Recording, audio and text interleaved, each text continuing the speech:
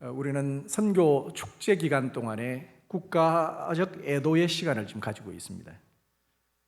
선교 현장에 방금 우리가 봤던 것처럼 주님이 행하셨던 놀라운 일로 우리는 기뻐할 수 있고 축제의 축포를 올릴 수도 있다고 생각을 합니다.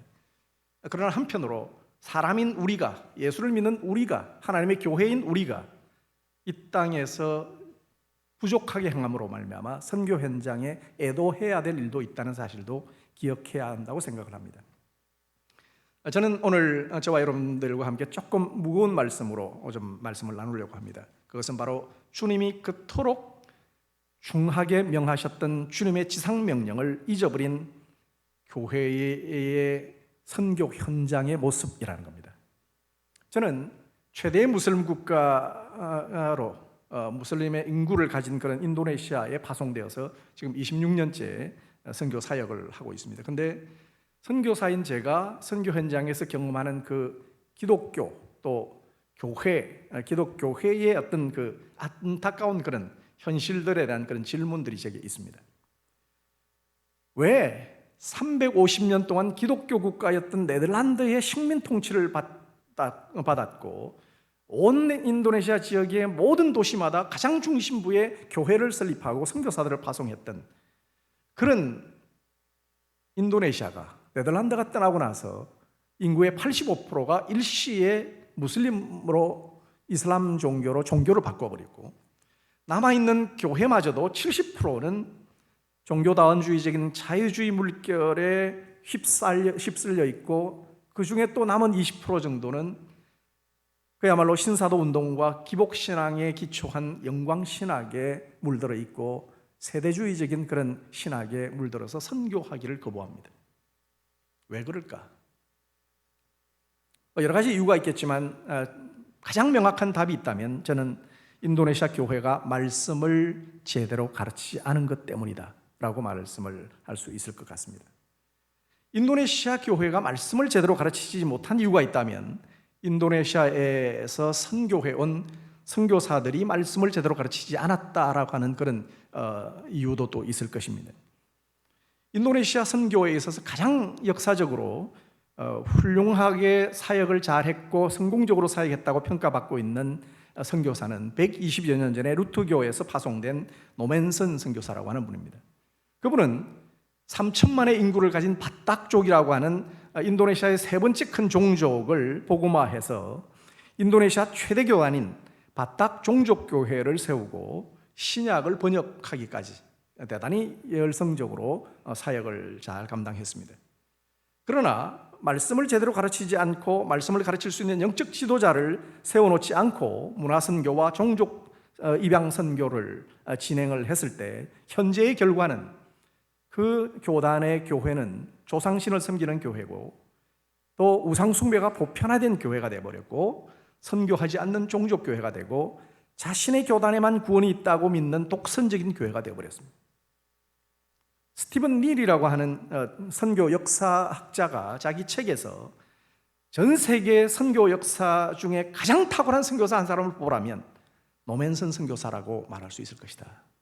루트교에서는 11월 둘째 주일을 노맨선 주일로 지금까지 그렇게 지키고 있을 정도로 세계적으로 가장 위대한 선교사 노맨선 선교사의 사역이 그런 모습이다. 그렇다면 그 외에 다른 선교사들은 말할 필요가 없겠죠.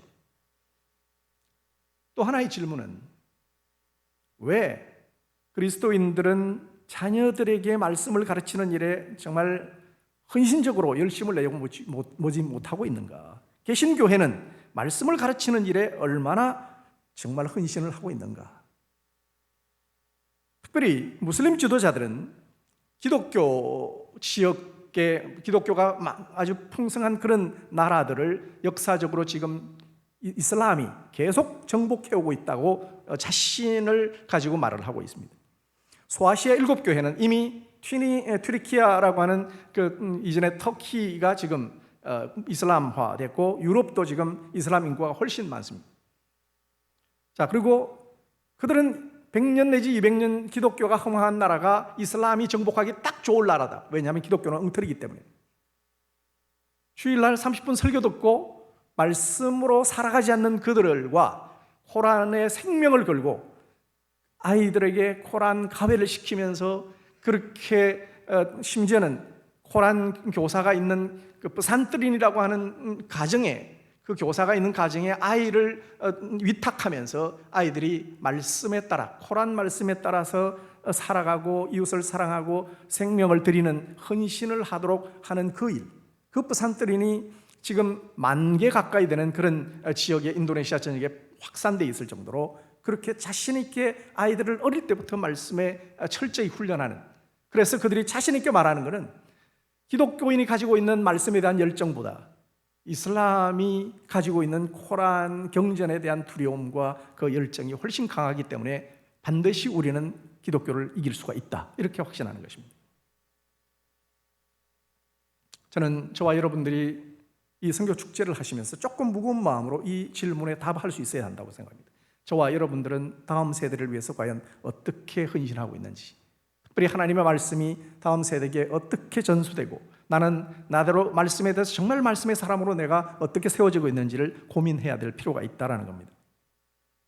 적어도 말씀이신 예수 그리스도를 믿는 그리스도인들이라 하면 말씀 대신 예수 그리스도를 배척하고 죽였던 유대인들보다 적어도 말씀에 대한 헌신도가 더 깊어야 되지 않는가 하는 그런 질문입니다. 매일 쉐마를 3번을 암송하면서 주님의 그 말씀을 자녀들에게 가르치라고 하는 것과 말씀을 마음판에 새기라고 하는 그 명령을 붙들고 살아가는 정통 유대인들과 정말 오늘 그 정통 유대인들이 아이들에게 그 말씀을 전거하기 위해서 만 3살이 되면 부모가 아이 앞에서 헌신하고 하나님 앞에서 아이를 놓고 헌신하면서, 하나님 이제부터 10년 동안은 이 아이가 말씀의 사람이 되도록 제가 헌신하겠습니다. 그리고 10년 동안 아버지는 오후 6시 이후에 약속을 잡지 않습니다. 반드시 저녁을 아이와 함께 식탁을 대하면서 아이가 잠자리에 들 때까지 말씀을 함께 암송하고 질문이 있으면 말씀을 적용하는 문제를 놓고 그렇게 씨름하면서 아이를 말씀의 사람으로 기릅니다. 정통 유대인들에게 질문합니다. 당신은 왜 부모가 되었습니까? 하나님이 왜 당신을 부모가 되게 하셨습니까? 1초도 안 돼서 답이 나옵니다. 저는 하나님께서 나를 부모 삼으신 것은 내 자녀를 말씀의 사람으로 세우기 위해서입니다. 이러한 헌신이 기독교회 성도들 가운데 어느 정도 들어있고 그렇게 행하고 있는지, 이 부분에 대한 질문을 해보아야 될 필요가 있다고 생각합니다. 종교개혁의 505주년을 맞게 된 개신교회가 성경 말씀을 배우고 가르치는 일에 왜 실패를 하고 있는가? 선교사들과 선교 현직 교회들이 선교 현장에서 말씀을 가르치는 일에 실패하고 있는 이유가 도대체 뭘까? 저는 성경 중에서 가장 중요하게 여겨야 할 지상명령 속에 하나님의 말씀을 가르치라는 명령을 정확히 발견하지 못했고, 그래서 말씀을 가르치는 일에 온전히 순종하지 못했기 때문이라고 저는 말씀을 드리고 싶습니다. 유대인들이 구약의 쉐마를 그렇게 붙잡고 있는데 신약에 예수님이 오셔서 새 언약 백성에게 주셨던 신약의 쉐마의 말씀을 잊어버리고 있어요. 지키려고 하지도 않고 그게 뭔지도 잘 몰라요. 그래서 그 쉐마 말씀인 오늘 본문의 말씀을 신약의 쉐마로 인정하지도 않고 지상명령으로도 인정하지 않고 그냥 평상시에 우리가 흔히 성경학적으로 이야기하는 성경 속에 나타난 지상명령은 4가지 구절로 우리가 정리합니다. 마가복음 16장 15절, 너희는 온 천하에 나가서 모든 사람에게 복음을 전하라.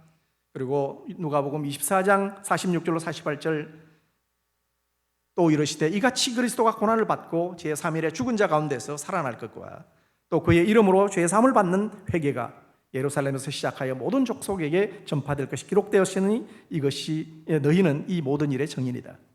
사도행전 1장 8절, 제가 말하지 않아도 알겠죠? 마태복음 28장 19절로 20절 우리가 다 암송하고 있죠. 그런데 이 네 구절 잘 보면 쪽복음 정도만 전하면, 사형리 정도만 전하면 선교한 것 같고 지상명령 성취한 것 같은 그런 느낌이 있어요.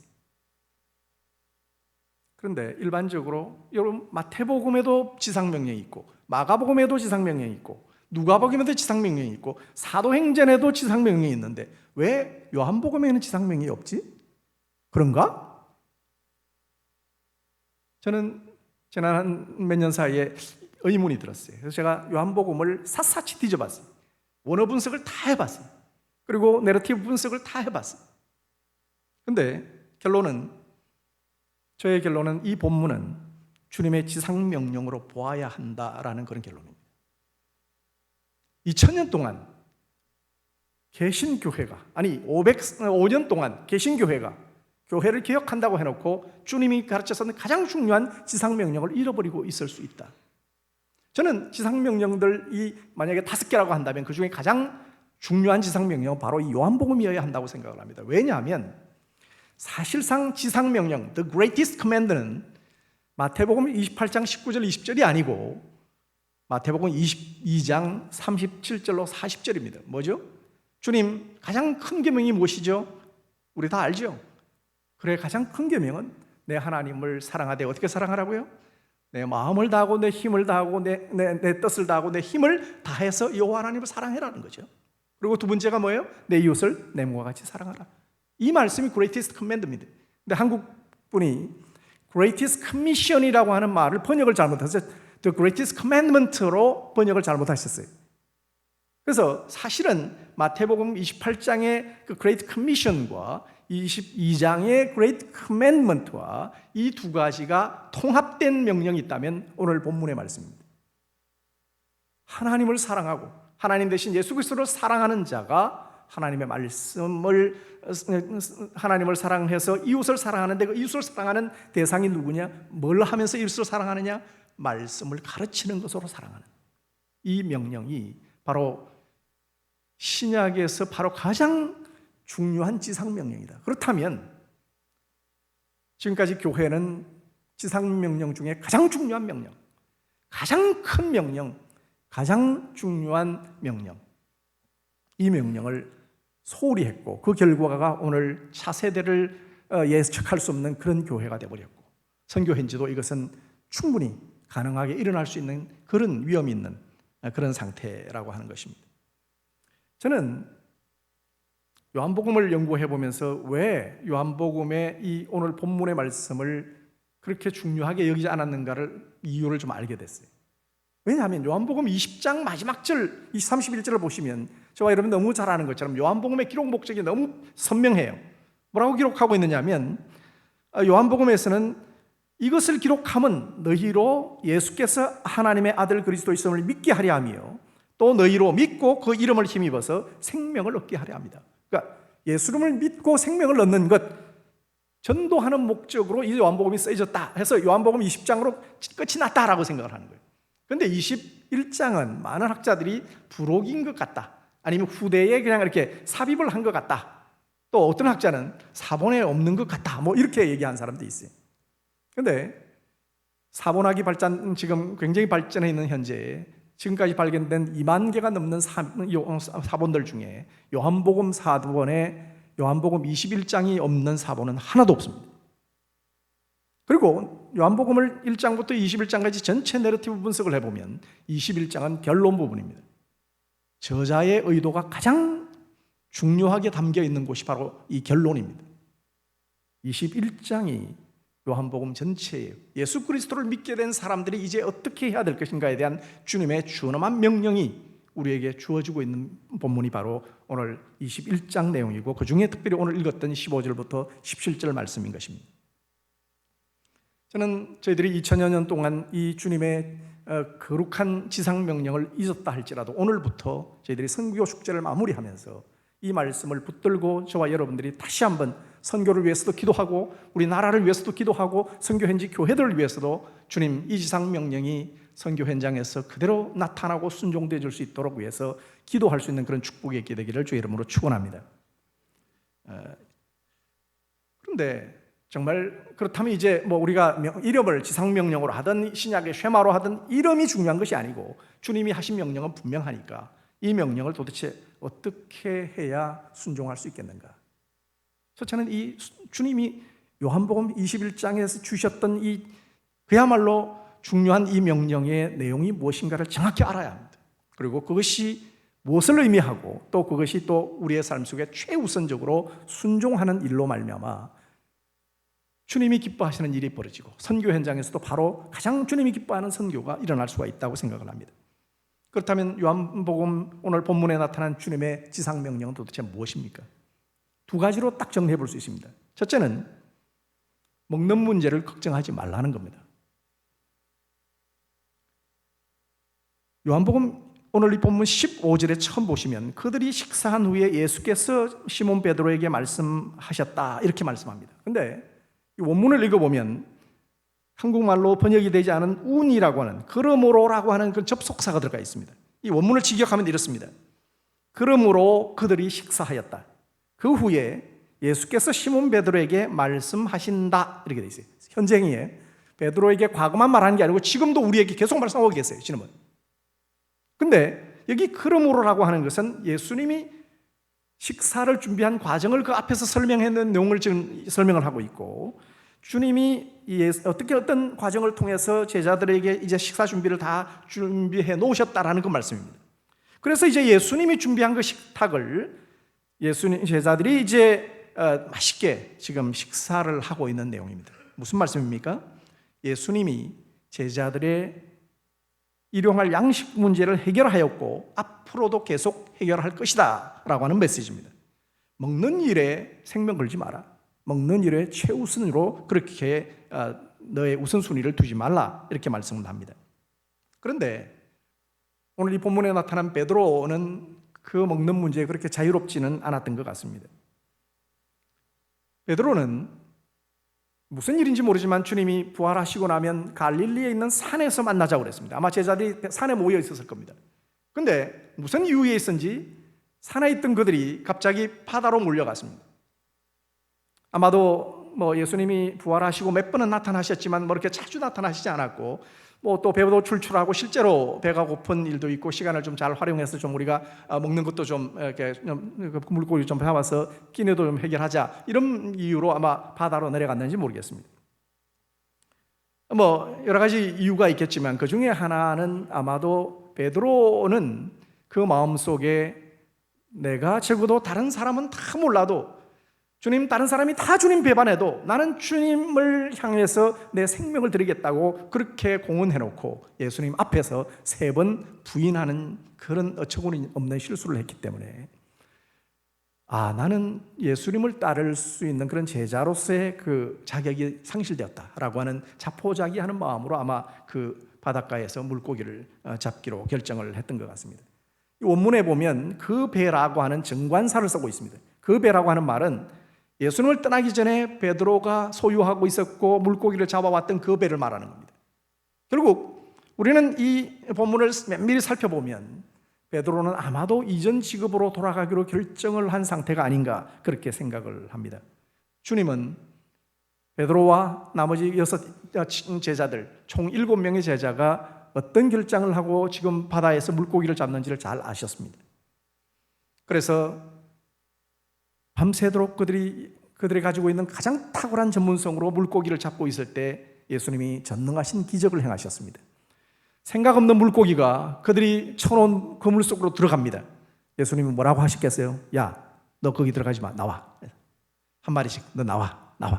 밤새도록 예수님 쫓아내시고 그들은 밤새도록 그물을 내리고 새벽까지 그물을 내렸지만 그 탁월한 전문성을 가진 어부들 7명이 한 마리도 잡지 못하는 기적을 경험합니다. 그리고 주님이 아침에 그들이 바닷가로 왔을 때 이렇게 물어봅니다. 성경을 보면 이렇게 주님이 질문을 한다고 말합니다. 너희에게 고기가 있느냐? 5절에 그렇게 물었다고 합니다. 근데 원문에로 보면 이렇게 되어 있습니다. 너희에게 먹을 만한 물고기가 없지? 이렇게 되어 있습니다. 무전문으로 되어 있습니다. 무슨 말이에요? 예수님이 다 아신다는 거죠. 내가 다 쫓아냈으니 당연히 먹을 만한 물고기 한 마리도 안 들어있지. 주님이 다 알고 계세요. 그리고 확인을 하고 그렇습니다라고 확인을 듣고 나서 주님 뭐라고 그러세요? 너희들 오른편에다가 한번 던져봐. 그물을. 멀리 갈 필요도 없어. 바로 옆에다 던져봐. 몇 마리 잡았죠? 153마리 잡았습니다. 역사적으로 어거스틴이 이 153을 17의 삼각수로 얘기합니다. 1부터 17을 더하면 153이 나오는데 17은 10과 7을 더한 수고 둘 다 완전수입니다.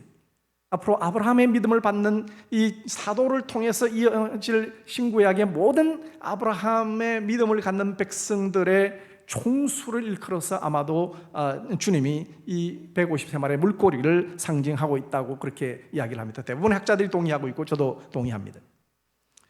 자, 그런데 한 가지 참 재미있는 발견이 있습니다. 주님이 이 물고기를 잡는데 주님 제자들에게 물고기를 제공하는 그 과정 가운데 보시면 9절에 보면 육지에 올라오니 주님이 만들어 놓으신 생선이 놓여 있어요. 그게. 근데 이 생선도 있고 떡도 주님이 이미 다 준비해 놓으셨어요.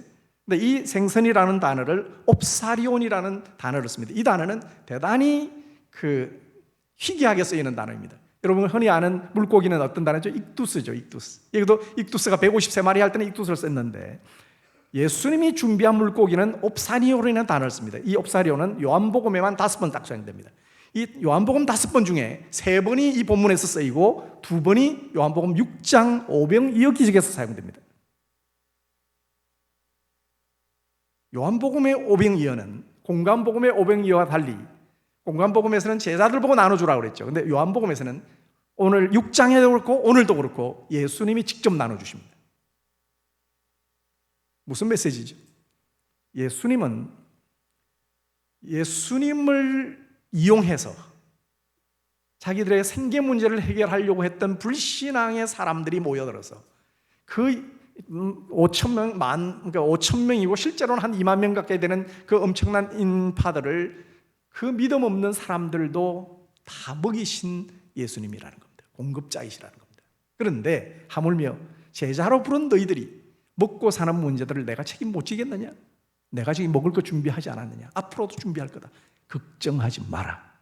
그래서 그들에게 지금 먹이고 지금 메시지를 먹는 문제에 걱정하지 마. 최우선 순위는 이게 아니야. 내가 책임질게. 저는 선교사로서 이 말씀을 받았습니다. 그리고 25년 동안 아직도 살아있습니다. 제가 팔팔하게 지금 살아있잖아요. 먹는 문제 걱정 없다는 얘기죠. 그리고 저만 그렇습니까? 26,000명이 넘는 선교사님들이 지금 다 돈 안 벌고 사세요. 우리 홍 목사님을 비롯해서 우리 부교육자님들 지금 일하고 사세요? 물론 사역하시죠, 목사님. 죄송합니다. 저보다 훨씬 수고하는데. 하여튼 어쨌든 교육자들 다 사세요. 하나님 책임지세요. 그리고 성도님들도 주의 말씀을 위해서 이렇게 예배하고 말씀을 따라 순종하는 성도들 먹고 삽니다. 의인이 걸식하는 일이 없다고 말씀하셨습니다. 아멘입니까? 주님이 이 메시지를 정확하게 말씀합니다. 그러면 주님이 누구에게 먹는 문제를 책임지겠다고 말씀하시는 겁니까? 그것은 두 번째 명령을 순종하는 자들에게 책임을 지겠다는 겁니다. 두 번째 명령은 뭐죠? 베드로에게 3번 질문합니다. 너 정말 나를 사랑하니? 너 정말 나를 사랑하니? 너 정말 나를 사랑하니? 예수님을 사랑하느냐라고 하는 질문은 신약의 어법상 사랑하라는 명령을보다 이런 질문이 훨씬 더 강력한 명령입니다. 너는 생명을 걸고 나를 사랑해야 돼.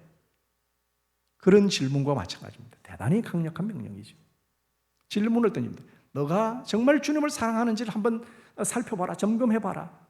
그리고 너가 대답하듯이 베드로 너가 3번 얘기했듯이 정말 주님 내가 사랑합니다 라고 답을 하는 사람이 있다면 뭘 하라는 겁니까? 내 양을 먹이라는 겁니다. 내 양을 목양하라는 겁니다. 그리고 내 양을 먹이라는 겁니다. 무슨 말씀이죠? 하나님의 말씀, 주님을 너무 사랑하고 말씀 되신 그 주님을 사랑하셔서 그 주님의 말씀 되신 그 주님을 증거하고 그 말씀으로 양들을 먹이는 일로 목양을 하는 그 사람, 그렇게 하기로 그것을 최우선순위로 두는 사람들에게는 먹는 문제에 책임지겠다는 겁니다. 이것이 누구든지 믿음을 갖는 모든 사람들은 주님께서 그것을 책임을 지겠다고 말씀합니다. 도대체 근데 주님이 왜 나를 사랑하느냐 물으시고 내 양을 먹이라 이렇게 말씀하셨을까? 뭘로 양을 먹입니까? 예수님의 말씀으로 먹이라는 거겠죠. 근데 요한복음을 여러분 잘 읽어보시면 요한복음에서는 예수님을 사랑하는 것과 말씀을 순종하는 것과 말씀을 사랑하는 것과 동일한 개념으로 설명을 하셨습니다. 요한복음 14장 15절과 21절에 보면 너희가 나를 사랑하면 나의 계명을 지킬 것이다. 21절에 뭐라고 그래요? 나의 계명을 가지고 지키는 자라야 나를 사랑하는 자니 나를 사랑하는 자는 내 아버지께 사랑을 받을 것이요 나도 그를 사랑하여서 그에게 나를 나타내리라. 무슨 말씀이죠?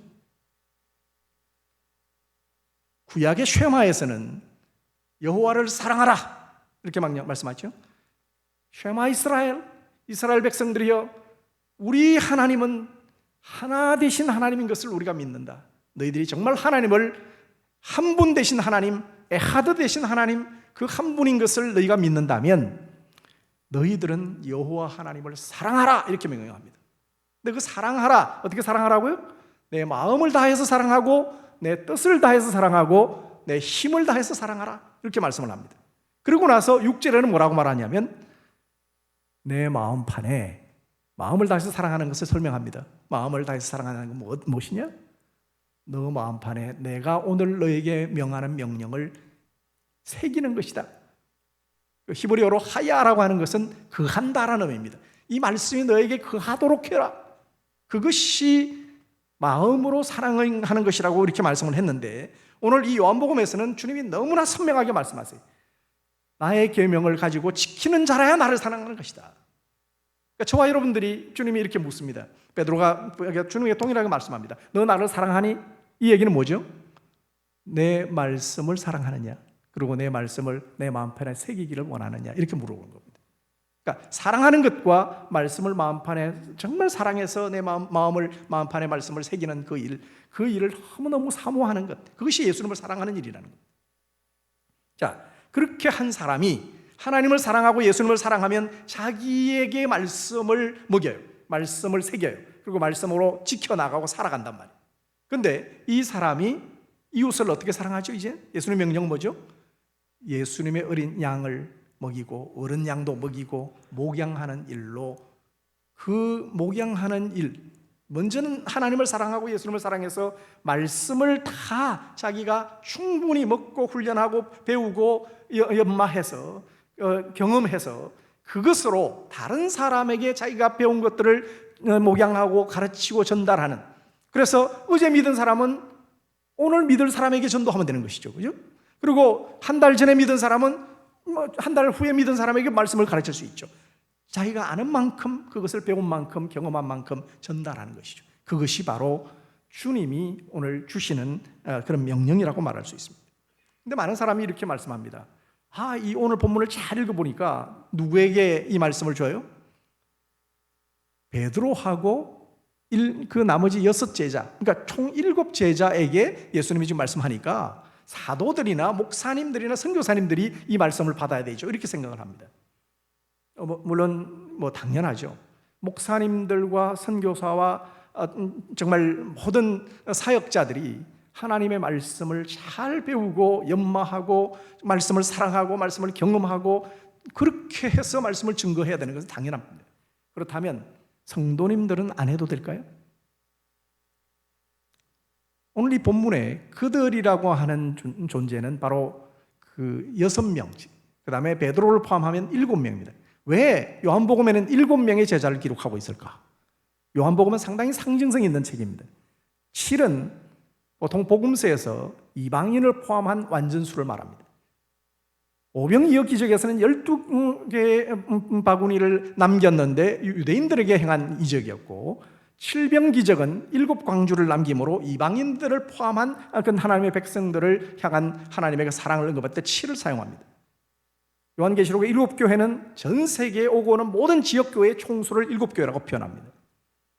즉 7명의 제자라고 하는 것은 오고 오는 이 시대의 모든 예수님의 제자가 이 말씀을 받아야 한다는 것이고, 또 하나 베드로, 반석이라고 하는 이 별명을 받은 이 베드로는 어떤 사람입니까? 구약에서 반석이라는 이름을 받은 사람이 누구죠? 아브라함입니다. 구약의 아브라함이라면 신약에는 베드로라는 겁니다. 즉 베드로는 신약의 아브라함이고, 즉 아브라함의 믿음을 가질 이 모든 믿음의 기초가 될 이 베드로를 바로 오고 오는 아브라함의 믿음을 가진 모든 사람의 대표라고 말을 한다고 했을 때 베드로에게 묻는 질문, 그리고 베드로에게 하는 명령은 누구에게 하는 명령이죠? 우리에게 하는 명령입니다. 그런데 혹시라도 주님이 그것을 또 오해할까 봐, 그래도 사역자들에게라고 할까 봐 예수님은 베드로에게 사랑하느냐라는 질문을 던질 때 베드로라는 이름을 사용하지 않습니다. 직함을 쓰지 않습니다. 반석이라는 직함 쓰지 않고 뭐라고 하죠? 요한의 아들 시몬아. 3번 다 요한의 아들 시몬아. 베드로라고 하는 그 예수님의 그 사도의 직함을 주시기 전에 한 사람, 부르심을 받은 한 평범한 주님 앞에 다가온 모든 사람인 그 일반인 중에 한 사람인 베드로에게 3번 나를 사랑하느냐, 나를 사랑한다면 내 양을 먹이라, 이렇게 명령합니다. 그렇다면 오늘 이 본문의 말씀을 놓고 우리는 어떻게 반응해야 합니까? 심각해집니다. 저는 여러분들에게 한번 질문합니다. 저는 저에게도 동일하게 질문합니다. 너가 예수님을 사랑하느냐? 사랑한다고 말을 하겠죠. 그러면 정말 사랑한다면 어떻게 해야 되는 거죠? 말씀을 배우는 일에 대단히 열심을 가져야 합니다. 마음판에 말씀이 새겨질 정도로. 목회자든 평신도이든 저는 성도, 평신도와 목회자를 구별하는 것 대단히 성경적이지 않다고 생각하는데, 물론 목회자가 필요하죠. 그러나 모든 성도들이 하나님의 말씀 앞에서 진지하게 말씀을 연구해야 하고 최선을 다해서 말씀을 배우려고 하고 경험하고 지키려고 해야 합니다. 그것이 예수님을 사랑하는 일입니다. 하나님을 사랑하라 쉐마에서 말씀했지만 사랑한다면 어떻게 사랑하냐고요? 그냥 감성적으로 주님 사랑해요라고 그렇게 눈물을 흘리고 찬양하는 것으로도 사랑하겠지만 히브리적인 개념은 행동으로 보이라는 겁니다. 뭘 보이라는 거예요? 하나님 말씀을 마음판에 새기는 것으로 나를 사랑하는지 보이라는 겁니다. 저와 여러분들이 말씀에 그렇게 열심을 내지 않았다면 주님을 사랑하지 않았다고 고백하셔야 됩니다. 그리고 이제부터 나로 주님을 사랑하게 해달라고 고백하셔야 됩니다. 그리고 그 말씀에 대한 열정이 부족해서 내 이웃에게 말씀을 가르칠 수 있음에도 불구하고 그 말씀을 가르치지 않고 있다면 진심으로 회개하셔야 됩니다. 주님의 지상명령을 명백하게 불순종하고 있기 때문입니다. 이것이 우리 교회의 현실일 수 있다고 저는 생각합니다. 그런데 이것은 선교 현지의 현실이기도 합니다. 저는 10여 년 전에 무슬림들에게 말씀을 전하기를 원해서 청년들에게 말씀을 가르치다가 또 무슬림 핵심자들에게 말씀을 가르쳐서 또 그들이 말씀을 그렇게 열심히 배우는 일로 또 주님이 또 아까 보았던 그분에게 말씀을 가르치라는 명령을 너무 주셔서 그분하고 말씀을 하루에 한 15시간씩 이렇게 말씀을 고치고 연구하면서 공부를 한 적이 있어요. 너무 재미있었어요. 그런데 주님이 어느 날 너무 선명한 목소리로 이열 선교사, 이제 인도네시아 목회자들에게 말씀을 가르쳐. 너무 선명하게. 저는 그때 사역이 대단히 많았습니다. 국립대학의 한국학센터 소장을 하고 있어서 저는 우리 한국 대사님이 오시면 우리 도지사님하고 제가 공식 통역자고 삼성현대가 공항건설 항구건설하는 거 통역하면 공학 통역까지 하느라고 제가 얼마나 바빴겠어요. 서머랑시 시장님이 또 회심을 하셔갖고 인천시장님하고 또 제가 얼마나 제가 바쁘게 움직였는지 몰라요. 근데 그때 주님이 그러셨어요. 너 그 사역 중단해. 그리고 말씀을 가르쳐. 저는 깜짝 놀랐습니다. 제가 누구이길래 저같이 부족한 사람을 주님 불러서 왜 인도네시아 목회자들에게 말씀을 가르치라고 했는가? 저는 오늘 이 본문의 말씀을 다시 한번 묵상하면서 무릎을 꿇었습니다. 회개했습니다. 주님, 제가 하나님 말씀을 연구하는 열심이 참 부족했습니다. 그리고 말씀을 가르치려고 하는 열정도 좀 부족했고 사람들을 제한해서 제가 하려고 했던 것도 있었습니다. 그래서 많이 회개했어요, 사실은. 그래서 제가 오늘 여러분들에게 좀 무거운 말씀을 전하는 것은 제가 많이 회개했기 때문이에요. 그래서 저는 오늘 저와 여러분들이 축제로 기쁨으로 그냥 이렇게 끝났으면 좋겠지만 조금 무거운 마음으로, 또 나라도 또 침울하지 않습니까? 몇몇 사람들, 청년들이 이렇게 생명을 잃는 것도 가슴 아프지만 전 세계에 말씀이 없어 죽어가는 사람들도 우리가 정말 무겁게 애도해야 된다고 저는 생각해요. 우리의 깊은 그 축제의 깊은 곳에서는 우리 속에 주님 앞에서 애통함과 애도함이 있어야 된다고 저는 생각을 합니다. 그래서 저는 저와 여러분들이 함께 마무리할 때 좀 기도했으면 좋겠어요. 주님, 이제 이후로 주님 앞에서 정말 주님이 나에게 물으시는 너가 나를 정말 사랑하느냐 이렇게 물었을 때 내가 정말 주님 앞에서 말씀에 대해서 어떤 자세로 살아왔는지, 내가 우리 후손들에게, 내 손자, 손녀들에게 어떻게 말씀의 사람으로 그들을 세울 것인가를 함께 진지하게 고민하고, 지금까지 내가 배워왔던 이 말씀을 왜 다른 사람들에게 목양하지 않고 섬기지 않았던가, 게을르지 않았느냐, 코로나로 숨어 있었지 않았는가 고민하면서 다시 한번 선교의 자리로 나아가고, 그리고 또 선교 현장 속에 우리 전 세계 파송된 선교사님들이 말씀의 사람들로 세워져서 말씀을 가르치는 그 말씀의 미션, 바로 이 주님이 말씀하신 이 신약의 쉐마, 또 지상명령, 요한복음의 지상명령을 그대로 순종함으로 온 세계가, 전 세계 선교현지 교회들이 말씀에 굳건히 서서 말씀으로 열매를 맺고 정말 30배, 60배, 100배의 결실을 맺는 그런 놀라운 역사가 있게 해달라고 그렇게 기도하는 것, 그것이 바로 우리가 해야 될 일이다. 왜냐하면 주님은 이 말씀을 왜 그렇게 가르치라고 했을까? 저는 요한복음을 다시 한번 읽어봤어요. 근데 충분히 그렇게 하실 이유가 있어요. 왜냐하면 이 요한복음에서 예수님을 따르던 제자들이 어떤 사람들이에요? 이적을 보고 너무 좋아했어요. 그리고 오병이의 기적을 보고 다 좋아했어요. 그런데 예수님은 그들을 다 쫓아내셨어요. 너희들 말씀이 내 속에 있지 않고 나를 사랑하는 것도 아니다. 다 떠나간 사람들이.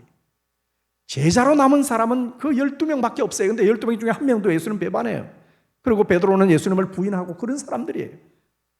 지금 요한복음 21장이 마치면 이제 사도행전 1, 2장에 가면 무슨 일이 벌어집니까? 예수님이 승천하시고 나면 성령이 임해서 교회가 임하지 않습니까? 새 초대교회가 시작되는 그 순간에 이 말씀을 가르치라는 명령을 두지 않으면 교회가 어디로 갈지 모릅니다.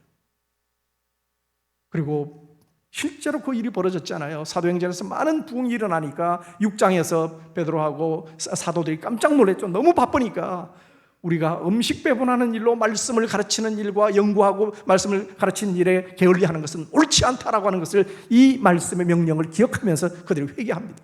그래서 초대교회가 다시 한번 영적으로 비상하게 됩니다.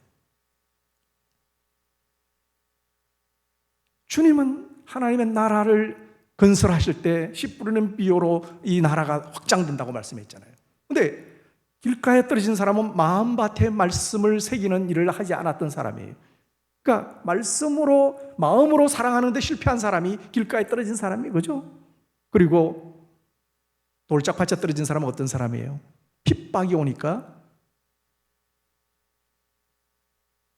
도망가는 사람이에요. 무슨 말이에요? 생명을 내어놓고 이 말씀 전하는 일을 행하지 않는 사람. 베드로에게 주님이 뭐라고 말씀하셨죠? 이 명령 15절로 17절 말씀하시고 18절 19절에서 예수는 무슨 말씀하시죠? 너 생명을 걸고 나를 사랑하는 게 뭔지 알아? 너 나를 위해서 죽어. 어떻게 죽을 것을 설명하셨어요.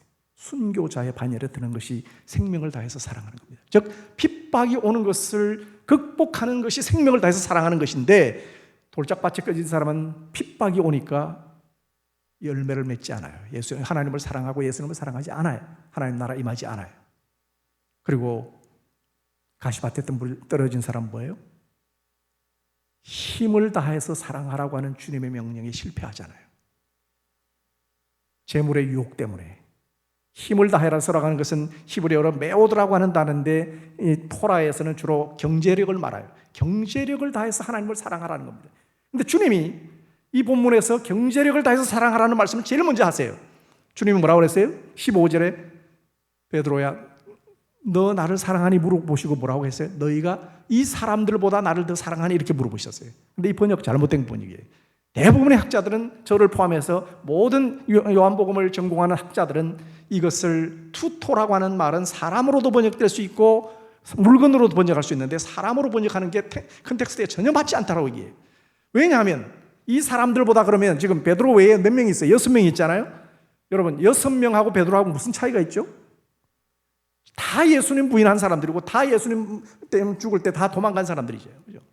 사람들하고 비교할 게 하나 없고 컨텍스트상 뭐예요? 예수님이 먹을 거 걱정하지 말라고 말씀하신 컨텍스트이기 때문에 이것들, 너가 지금 먹고 사는 문제로 그것을 생계 도구로 사용해왔던 배나 그물과 너의 생계를 책임질 수 있는 그런 도구들보다도 나를 더 사랑하니? 무슨 말이에요? 경제적인 피해를 본다 하더라도 나를, 이 말씀을 쫓아가는 그 일에 헌신하겠냐? 이렇게 물어보는 겁니다. 주님은 베드로에게 가장 먼저 이 경제 문제를 먼저 물어봤어요. 힘을 다해서 사랑하는 문제를 먼저 물어보고 있어요. 그런데 우리에게도 동일해요. 초대교회 가장 첫 번째 당한 환난은 뭐예요? 이 메오도 문제, 힘으로 사랑하는 경제 문제 때문에 성령을 속여서 죽임을 당하는 아나니아와 삽비라. 즉 경제 문제 때문에 힘을 다해서 사랑하는 일에 실패하여서 하나님을 사랑하지 못해서 죽임당하는 것이 교회의 첫 환난이에요. 바로 선교를 할 때, 저와 여러분들이 선교를 하실 때 저는 이 부분이 굉장히 중요하다고 생각해요. 선교는 경제적인 필요가 있는 그런 사역입니다. 여러분들이 선교를 위해서 경제적인 힘을 다하셔야 돼요. 헌금을 하셔야 돼요. 그리고 저는 여러분들이 정말 교회 헌금을 위해서 하면, 제가 말씀을 다 안 드려서 그렇지 지금 인도네시아의 그 교회 성도들이 헌금하고 세워주는 것에 대해서 얼마나 감사하는지 모르겠어요. 제가 그 얘기를 다 못 전해요. 제가 그게 좀 뭐가 부족해요. 그러니까 너무너무 고마워해요. 눈물 나리게 고마워해요. 자기들이 정말 얼마 이렇게 했는데 여러분들이 이렇게 도와주니까 그게 너무 하나님으로부터 온 격려의 그 힘이 되고 너무너무 격려가 돼서 교회들이 뭐 여러분 건축하는 거 보세요. 얼마나 열심을 다해서 건축을 잘하는 거고. 그리고 제가 매년 체크를 해요. 성도들이 교회를 건축하면 2-3배가 성장해요. 계속 매년 거의 배가 돼요. 그래서 저는 여러분들이 선교를 위한, 선교 축제면 여러분 재정을 위한 그런 노력으로도 헌금을 하시고 그렇게 주님을 사랑해야 한다는 것이죠. 그것이 주님을 사랑하는 모습이라는 거죠. 그래서 저는 저와 여러분들이 조금 무겁긴 하지만 주님을 사랑하는 마음으로 다시 한번, 주님 그렇습니다. 제가 경제적인 손실을 본다 할지라도 내가 주의 말씀에 생명을 걸겠습니다. 말씀을 마음판에 새기고 주님의 말씀을 증거하고 가르치는 일에 피해를 본다 하더라도, 생명의 위협이 있다 할지라도 정말 내가 헌신하겠습니다라고 결단함으로 이 말씀을 붙드시고 여러분들이 선교에 승리하시고 삶에 승리하시고 주님을 사랑하는 일에 승리하시고 사람들을 세우는 목양에 성공하시는 그런 아름다운 성도들 되시기를 주의 이름으로 축원합니다. 함께 기도하시겠습니다. 우리 한 목소리로 다시 한번 이 말씀을 놓고, 조금 무겁긴 하지만 우리 한번 기도했으면 좋겠습니다. 주님, 제 자신이 정말 주님을 사랑한다고 말씀을 했습니다. 그러나 제가 정말 주님을 사랑하는지 한번 돌아보기를 원합니다. 제가 정말 지금까지 배웠던 그 말씀, 들었던 말씀들을 다른 사람들에게 목양하며 가르치고 있습니까? 그 일을 행할 수 있도록 도와주옵소서. 이런 일이 선교에 또 적용되게 하시고, 또 힘을 다해서 사랑하고 마음을 다해서 사랑하고 뜻을 다해서 사랑하는 그런 아름다운 역사가 나타나게 해주옵소서. 함께 통성으로 기도하고 제가 마무리해서 기도하겠습니다.